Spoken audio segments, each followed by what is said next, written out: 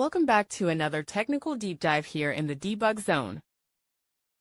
Today we're tackling a big question and breaking it down with insights from other users. Hopefully this clears up some misconceptions and helps you get the answer you need. So buckle up, stay a little curious, and let's jump right in.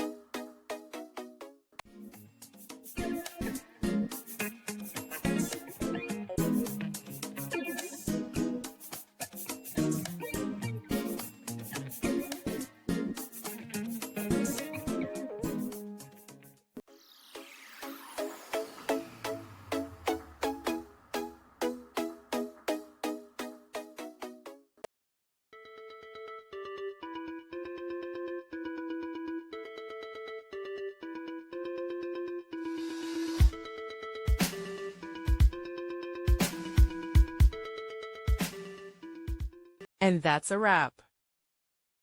I hope you found the answer you were looking for.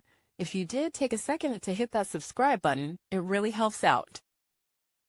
And let me know in the comments which solution worked best for you. See you next time in the debug zone.